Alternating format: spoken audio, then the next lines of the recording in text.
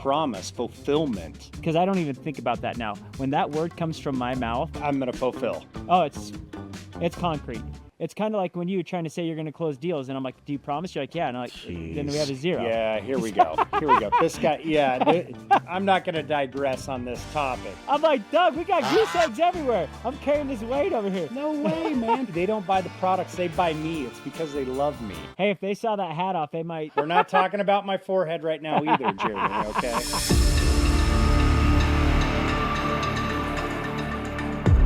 Hey guys, welcome back to Never in Reverse podcast. I'm your host, Jeremy Axel, with my co-host, Doug Cox.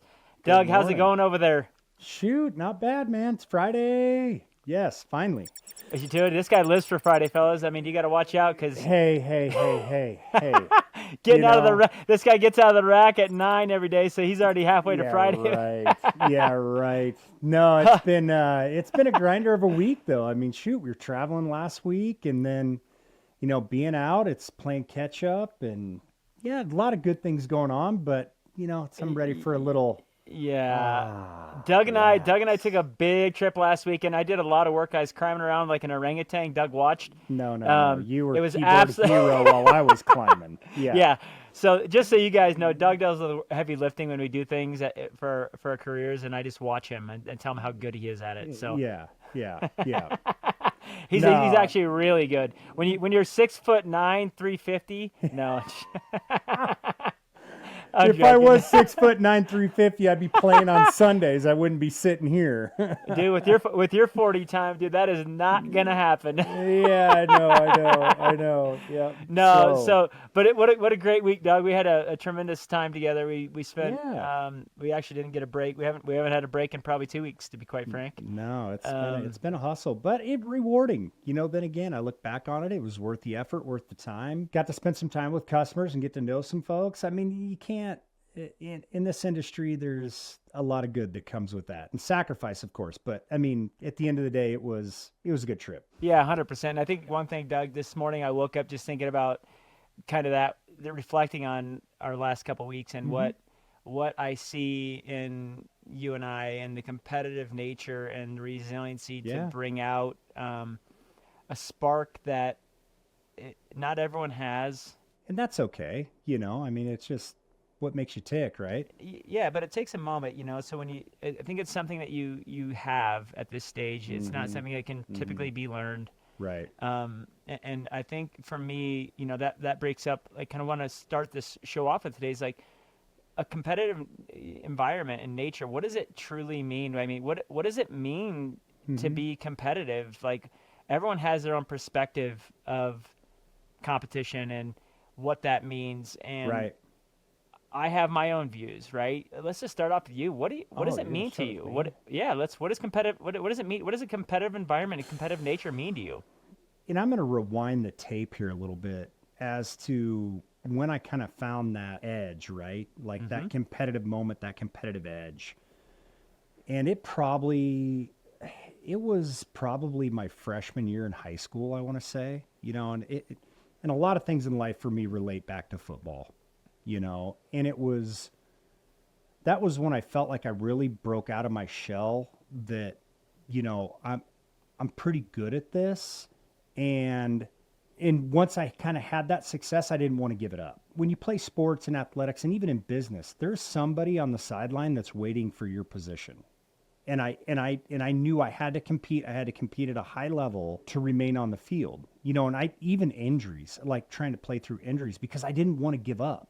You know, I didn't want somebody else to fill my spot, you know, to where now I'm on the sideline, I'm watching. No, I got to stay on that forefront. I got to stay on that edge. I got to compete. And in business, you know, I use a lot of that same mentality, that same edge, if you will, you know, and sometimes it can nip you in the butt if you're not careful. I mean, you got to have that mindset. Like, I'm going to go in and I'm going to use a terminology that the Oregon Ducks use, and I'm not a Duck fan. Go Ducks. No, boo. No, Jeremy's a Duck fan. It's weird. No, let's stop on that topic. Guys, whoever's ranked number 1, that's Doug's team. Whatever. No, I'm a Beaver believer, baby.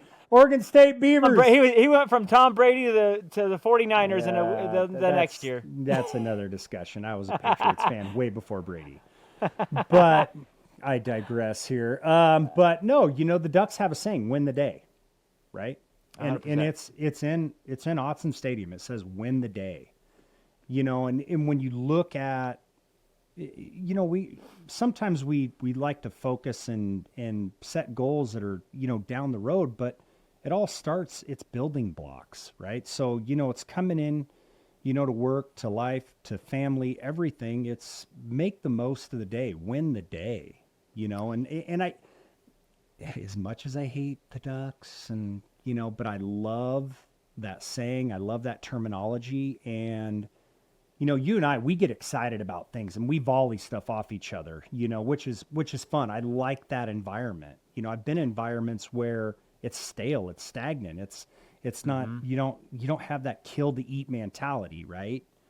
Where for us here, we celebrate our wins, we high five, and we use that as motivation to build upon. And then Exactly. and then Yeah. customers having, their response, it was a great moment for them. They feel appreciated, they feel serviced. I'm going to do some deeper thoughts because I think that you're missing part of what I know about you. And I think that your competitive nature, your resiliency to be competitive started at a young age. I think it was built into you from the ecosystem of your family dynamics and what that meant to survive, Yeah. right? Like, Yeah. I think if you actually rewind the tape, Even further. you're Doug. You got to think about like I'll just open up a little bit and be vulnerable. It's like my competitive nature was the moment my dad left.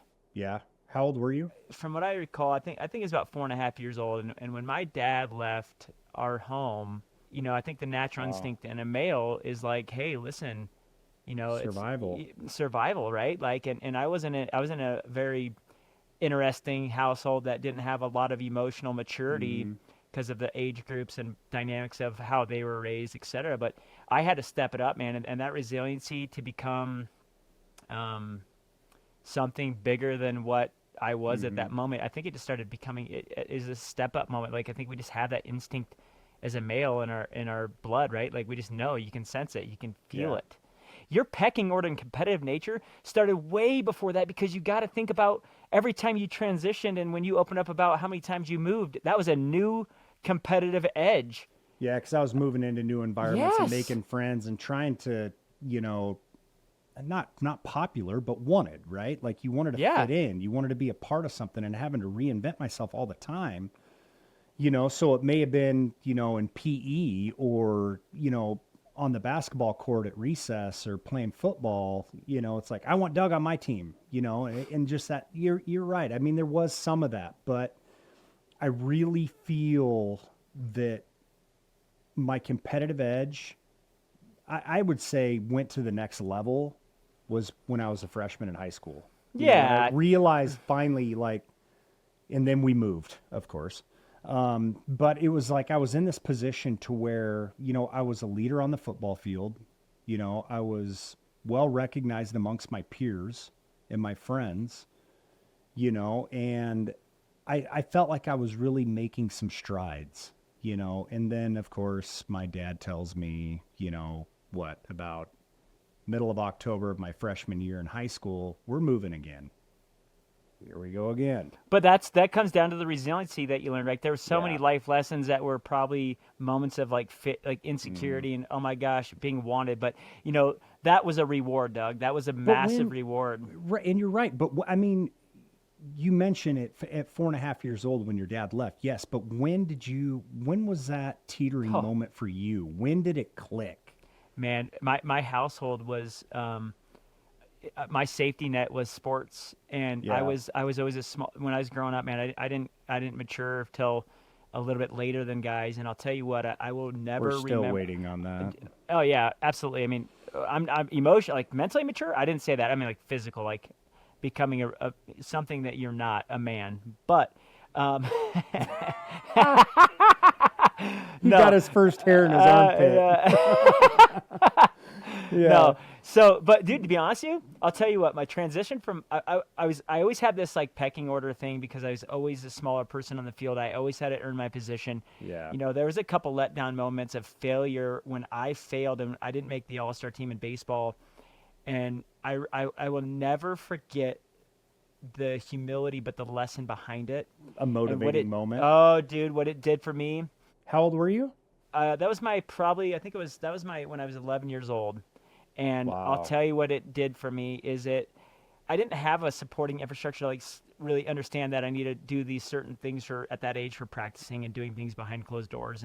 Right. But I just started building these layers and watching people that were likely more successful than me at that time. And Instrumental. what Yeah. happened is that pecking order when I hit high school for my freshman and sophomore year is when I matured, and I ran past them, and my mentality of resiliency for the greater good of the reward of what I felt was winning, dude, it catapulted me. I remember going into my senior year, and I made all sorts of all-star games, won the state titles, all that stuff. We were the #2 team in the state in football, all these things, right? I was an all-state linebacker, all great things. Safety. You Well, weren't big enough to stand in the box. Let's be honest.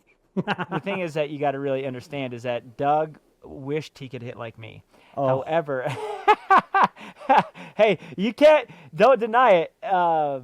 But no, Doug, I just, what it did is the failures that will happen as you get through these momentums of competitive environments. I never looked at things as a failure. I literally try to always reflect, understand that I didn't like the feeling of that losing, and not sit in that moment too long. Maybe just give yourself some reflection of that. Maybe I didn't prepare right. Maybe I didn't watch enough film. Maybe I wasn't coachable at that time. Maybe I didn't listen to the coach. Maybe I thought it was my way. Like, I'm a pretty independent person, and there's times that gets in the way of myself. So I think to get the failure side of this, of being competitive, is it's an ongoing thing. I fail every single day. It's recognizing those shortcomings or those failures and using it for motivation. You just mentioned that at 11 years old. Yes. Kind of a same circumstance when I was in the 8th grade, and I'll never forget, we had a football jamboree, and I played like crap.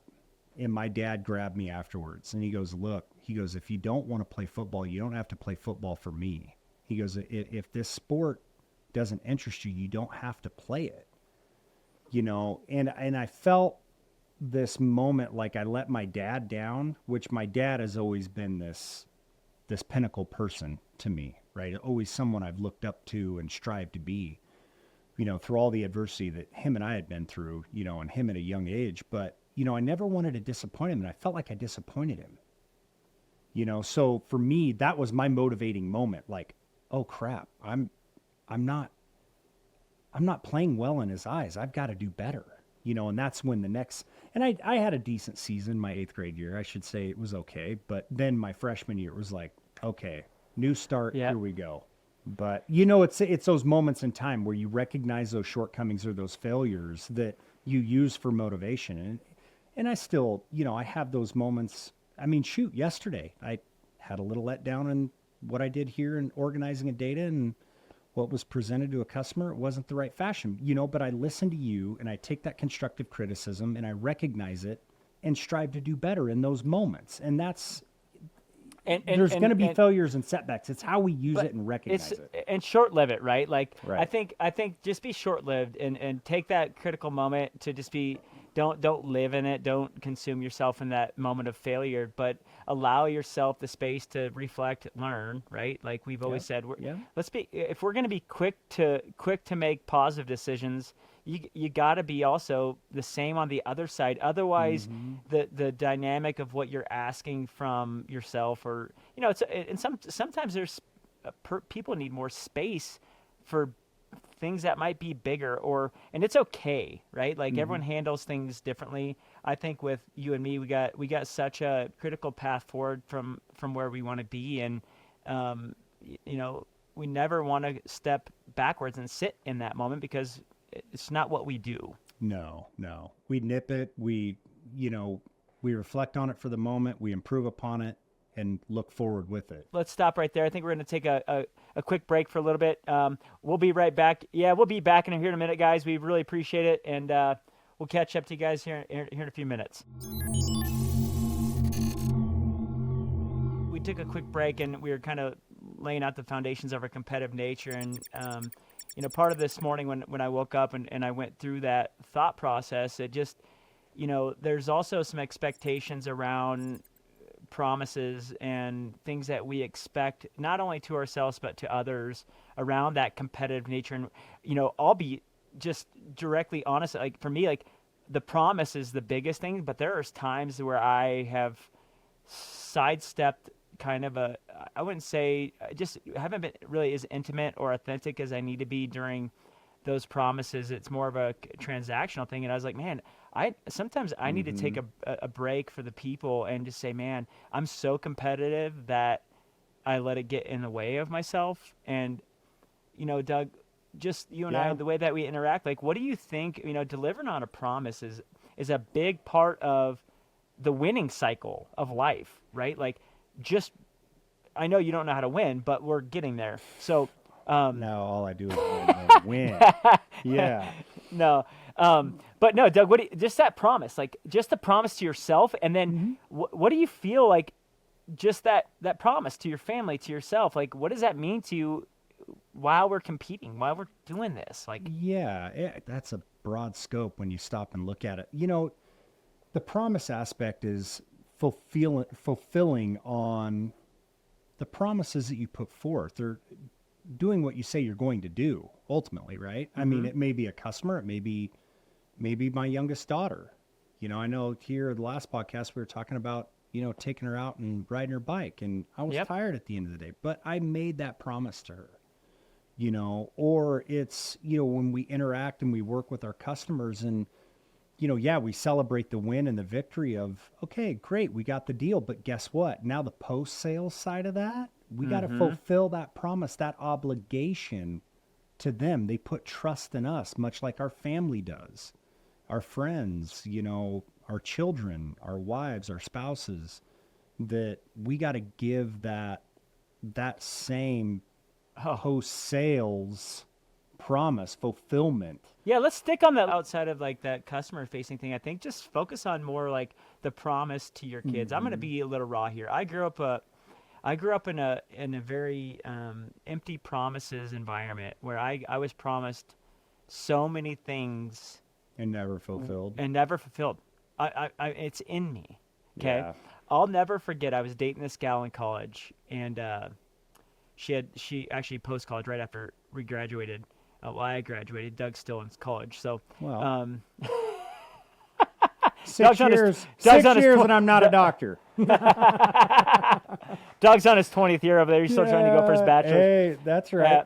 Van Wilder, right? The movie? That's me. Yep. Yeah.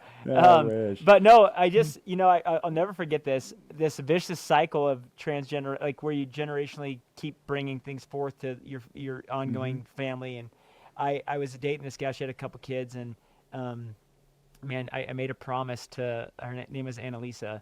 I literally said something that I was going to do, and I said promise. And the moment came up, and it was inconvenience at the time for me. I said, hey, we'll do it later. Oh, no. And I'll tell you what, though. I stopped, and I went, oh, my gosh. I'm repeating history here. What did I just do? Yeah. And I looked at her, and I said, absolutely, right now, we're going, and we're going to do that. And, man, I'll tell you what, it was an aha moment because I literally went, that light bulb hit. It hit me, but it hit me so deep. It was into my nervous system, right? Like the reaction and the feelings that I had came forth, and I flipped it, and I was the little boy growing up. Yeah, you put yourself in that little one's shoes, and you're going, I was oh my it. Gosh, yes, I know this moment. I know that. The letdown, that created some resilience in me and competitive nature, but sometimes not in a good way, right? But the letdown, that was an aha moment for me. And with the reward that I got from that was, oh my gosh, it was almost like my nervous system rewired, because I don't even think about that now. When that word comes from my mouth, the promise is... I'm going to fulfill. It's concrete. Yeah. It's kind of like when you're trying to say you're going to close deals, and I'm like, do you promise? You're like, yeah. And I'm like, then we have a zero. Yeah, here we go. This guy, I'm not going to digress on this topic. I'm like, Doug, we got goose eggs everywhere. I'm carrying this weight over here. No way, man. People love me. They buy me. They don't buy the products. They buy me. It's because they love me. Dude, I don't know. If they saw that, hey, if they saw that hat off, they might. We're not talking about my forehead right now either, Jeremy, okay? Yeah. No. So, but dude, that's a big deal, like the promise, right? And I think that, I'm sure that you experienced with all those moves. Was there some empty promises like, hey, this isn't Yeah, going to happen again? Oh, dude, I there were can't a lot. imagine. And I've forgiven a lot of this. My folks were young. My mom and dad, my mom was 15. My dad was 17 when they got married because my mom was pregnant. 4 months after they got married, my mom had turned 16. My dad had just turned 18. And then I came along, a few weeks later after my dad's birthday. But they divorced when I was, right before my 5th birthday. And my parents split. And my dad was in the military. He was in the Coast Guard at the time. And we moved. And my dad got restationed in Portland, Oregon. And I didn't have much of a connection with my mom. I mean, they didn't have a pot to piss in, one to throw it out of, right? I mean, didn't have the money. Yeah. My mom took my younger brother, moved to California, back home where she was from. Well, I'll fast forward a little bit. My dad gets custody of my brother, and, my mom, she struggled, and she made promises like Christmas presents were going to be delivered. And I remember sitting there looking out the window, waiting for the delivery guy to deliver the Christmas presents, right? At a young age. Well, weeks would go by. Weeks. And then, eventually I just got to the point as I got older, it was just shows up, it shows up, it doesn't. But as a young kid, that's disappointing, right? Mm-hmm. And especially from, a parental standpoint and how you look at your mom and your dad, and your mom not delivering as promised, and there's a number of, instances and stories that I could go on, but I vividly remember that, and how I felt inside. I felt like unwanted, like not recognized, not loved or cared for. But then again, as I got older, my mom and we've talked about a lot of this stuff over the years, and I've forgiven her. I mean, shoot, she was young, trying to, rub 2 nickels to make a dime, so tough circumstance. I mean, tough portion of my childhood. It was difficult, but, and for me, with my own children, I don't want to repeat that history. I'm in a position to do better. And I've had my moments where I've let my kids down. I've made promises and I haven't fulfilled, and I've gotten better. As you and I have talked about a lot of these things that we've gone through and what we recognize, we've had a lot of coffee talk, if you will. And, it's, I don't want to put my children, I don't want that disappointment in their eyes that dad 50% or never fulfilled on the promises that he put forth. I want them to go, when I was young, when my dad said he was going to do something, he did it. And that's comes down to just values, right? Like what you believe in, what you, when no one else is watching, like what does that look like? Yeah. And I think the bigger, greater good of this is just that the reward is that we don't have to repeat history. It's so, in our minds, like part of me now, I'm like, this is so simple, right? Like it because it's now a part of me. And to me, it's like, I will never allow those feelings, to be part of where I sit. Like, don't let the excuses get in the way of making fulfilling a promise. Be highly, highly accountable, extreme accountability, period. Yep. And I think that extreme accountability to the promises that we make allows just a footing that is, you can do it with such simplicity and grace. I think it's so important. But that to me is like, sometimes it's not perfect, and that can be you can roll into some adversity, right? Some adverse situations that professional stuff where we can't. Here, I just caught you on one, right? We're going forward very, very fast, and sometimes the little things, we step over them, and that becomes a situation that creates a lot of adversity. Well, and it can create bigger problems too. Oh yeah. But they kind of all interrelate, like all three of those topics. And that's what this morning I was like, man, competitive edge, delivering on a promise, and adversity, when all those things are kind of intermingled at times, what does that look like? What does it truly mean to take a situation that has all three of those Yeah. core foundation things that can Those occur. elements. Yep. And how do you handle it? How do you Yeah. show up Yep. in life? Like, do you? I'll be honest with you, man. Before I joined my men's group, dude, I didn't have a foundation. I was taught just fly by the seat of my pants. Emotional intelligence didn't matter. Say whatever you want and pick up the shrapnel after you throw the grenades. Oh, geez. But just think Are about you it. still working on that? It's gonna be a Please. lifelong. Please, Yeah, absolutely. because I've got With battle scars. Oh well, yeah, but Yeah. you're there for a beatdown, so that's Yeah, all. That's usual. Punching bag. This Mm-hmm. is Doug. But no, like And folks, just so you know, I give it back. I mean, he's sitting here throwing grenades right now, but trust me, I bring warheads. Yeah. it starts at 9 a.m. when he gets out of the rack. Yeah, that's right.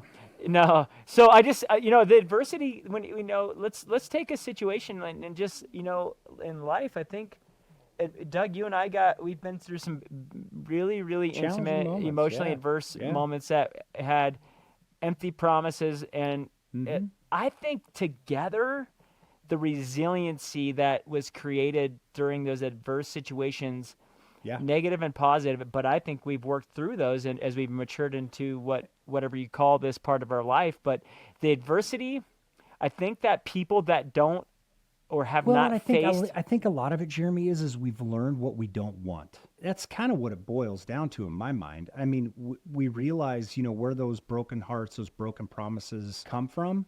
We don't want to go through life with that, and I think we've recognized that. May it be customers, clients, may it be family members, friends, and I know life it's tough, it's challenging. I mean, there's all kinds of things going on, but just keeping these ideals in mind, for the better good. And then at the end of the day, you feel whole. You feel like you've completed it. You've taken care of it. That there's not this weight on your shoulders of, gosh, did I handle that the right way? Did I fulfill that promise? Did I use this moment of adversity to get better? Mhm. Yeah, and I think I'll give you an example. Last night we took our kids on a bike ride. We've been going every single night just to get them out and getting fresh air. Did you get your training wheels off? Oh yeah, Okay. 100%. Yeah, we ride. My wife and I have some scooters, and we throw it on and our kids get going. But we were going to my oldest kid Levi. We get to a hill and he starts going. He goes, "Oh, this is hard," and for him. That's a big mountain, right? It's a big mountain to climb. He's Yep. still in that moment, right? It's big. Yep. It looks huge, and I said, "Hey, keep pushing it. You got this." And I was telling my wife how much resiliency that we're going to build into them by pushing them. And he got it. And you know how proud he was? He was so accomplished on that moment that he had the supporting ecosystem from my wife and I to push him to be resilient, to understand that the better, and he was proud. And guess what? Every hill past that point, no problem. Yeah. He's like, I got this. But I just looked at him and went, man, I could have sat in the moment with him and said, "Oh, are you okay? Take a You break." could have made excuses for Yep, him rather exactly. than challenging him to face the Yep. moment. Face the moment. And Yep. and he and guess what his younger brother did? No questions Oh, he asked. wants I it. got Yeah. it. I got it. He didn't even say a word, but he Well, was that's cooking. number 2 for you. Number 2, sibling number 2. If they see the oldest one do it, oh gosh, number 2 It's is kinda- not going to give up. It's weird. Yeah, it's kind of weird. It's like you chasing me. It Oh, happens. I mean, gosh, like here we go again. Yeah. it's guys. Here comes it's a cool. grenade, folks. Did you pull no. the pin? Nah, that's the truth. Yeah. We're the promise is you'll always chase me, Doug. So let's get real. Yeah. That's no, why but- I got the gold medals, bud. Yeah. Let's be real. Yeah, Doug likes the second place trophy. So No. because the first is always on this side. But no, I think, but we also have to allow space to accept that there's moments that resiliency and competitive nature and just delivering on all these things, promises and stuff might not turn out in your favor. No. And how do you to get to the top of the mountain like my kid did? He thought he was on top of a 14,000 foot peak in his mind, but if for some reason that failure moment hit, like It's easy to give I up. oh, It's the easy to give up. easiest. I think the easiest thing is to face success. Mm-hmm. The hardest thing is to reflect on failure and what does the moment look like? Like, dude, that failure. Do you bypass it and act like it didn't happen? What do, Doug? What is a failure points when you truly fail? What does it look like to you? Oh That's a gosh, tough one, man. you know, it's hard. I mean, and I'm not going to say I've had failures, Oh and I've yeah. had letdowns, to myself. The moments and challenges that I've gone through in life, and I'm just going to talk career here for a moment. And even when I came on board here, I was in a senior management position, was tired, I was wore out, and you'd asked me to come on board here for quite some time. And I remember when I finally made that move, and it took some poking and some prodding for a couple of years to finally, make the transition. But when I got over here, complex data, complex thinking, it was like, oh my gosh, I got to turn this right side of my brain on that I haven't used in a while. And it was scary. It was a scary moment for me. But and I remember you just challenging me day after day after day. And I'm like, my gosh, I got to roll my sleeves up. I've been through this before. I got to get a couple laps around the track, a couple, turns around the calendar, as my dad used to put it, to get product knowledge, understanding, market understanding. And I remember the day you ripped my ass about some, that's pretty freaking typical. But no, I remember it was about a month or two after I joined, and I was angry. I was mad. It's like, Doug, how you take this element right here, this moment in time, roll your sleeves up. You've got it. You've done it. You've been there before. And I just reflected back on the challenges in my career path that I had faced to overcome that adversity, right? And it's like, okay, I got this. But I had to live in that moment for a minute, right? And reflect back of how I'm going to handle this, what I'm going to do. And you roll your sleeves up in the moment and you take it on. Or there's Yeah. times, and I mean, I've been in moments where it's like, I don't have it in me. I'm throwing in the towel, and then you walk away and go, gosh, dang it, I could have handled that differently. I could have done it in a different fashion. It's hard because the easiest out is excuses. Yeah, and I think you're right. I think the resiliency around failing. I think there's a cool thing that I typically do, and Doug, I think you've Yeah. seen me do this. What is one of the biggest Meditate. questions? No, what? Oh. Yeah, I mean, I need some Zen for sure. But I ask vendors. Do you know what they sit there and Yeah. brag, and what do I ask them, Doug? Do you remember some of the questions that I ask them when we're interviewing them? I don't know. You're always chirping. That's the thing. I can never. You remember what I said? And he's always just, that motor's running 24/7. Anyway, go ahead. What do you got? Tell me the biggest failure you've ever had and how you overcame it with a client. And you know what most of them can't do? They can't Answer give it. me that. Yeah. And you know what it tells me? They're not accountable. They're not vulnerable. Yeah. They haven't had enough time to sit in the moment to improve past things like that. That's the biggest time to improve. Right. The biggest Right. the biggest advancement you can make is when you fail. And giving Because yourself then you know how enough- to handle it the next go Yeah. round.